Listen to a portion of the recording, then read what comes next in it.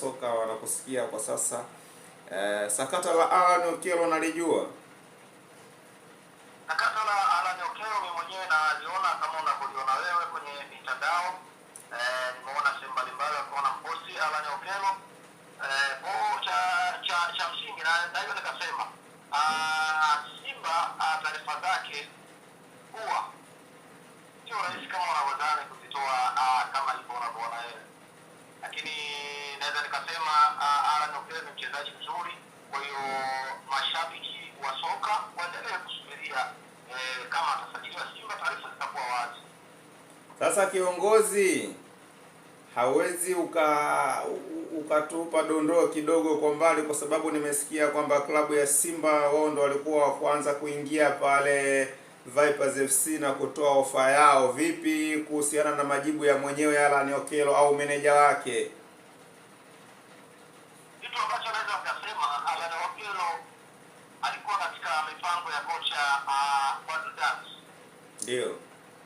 Wakati anafanya usajili kipindi cha kiangazi aliweza kuorodhesha jina la Alan Okello, lakini kulikuwa kuna sintofahamu kubwa ambayo ilikuwa ikiendelea kwenye klabu yake ya Vipers. Kwa hiyo swala la kusema kwamba Simba wanakuja na attention gani kuhusu Alan Okello siwezi nikasema, lakini kufanya ni kuendelea kuvumilia Simba Sports Club, kuendelea kupenda Simba Sports Club, maybe inaweza ikawezekana. Sasa au hofii kwamba chelewa utakuta mwana si wako, kwa sababu sio mara ya kwanza vilabu hivi kugombania mchezaji. Naweza kukumbuka Aziz Ki Stefan, Simba ndo walikuwa wa kwanza try again kumfuatilia, lakini alikuja engineer Heles, alienda moja kwa moja Burkina Faso, akaenda kuongea na mama yake mzazi, akakutana na wakala wake na Aziz Ki mwenyewe. Yanga hawakwenda na maneno, walienda kumchukua moja kwa moja. Huoni kwamba na hili Yanga wanaweza kawazidi Simba kama watadelay kama walivyo delay awali? Jana na skendo za mitandaoni, lakini Simba wakiwa wanahitaji jambo lao huwa mara nyingi linakwenda moja kwa moja.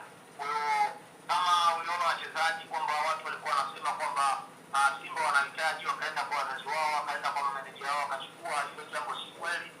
Kiufupi Simba kama wanahitaji kusajili mchezaji, swala hilo linakuwa linakamilika 100%.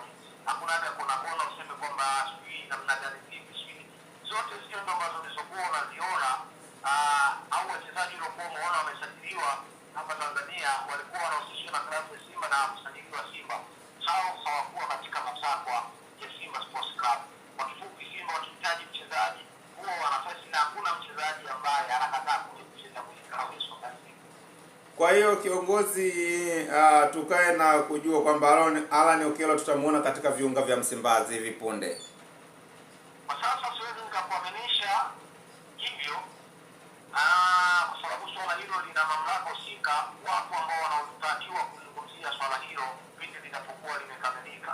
Kwa hiyo kwa hivi sasa siwezi nikazungumzia kwamba Alan Okello anakuja au la, lakini muda ukifika yote yatakuwa yako wazi.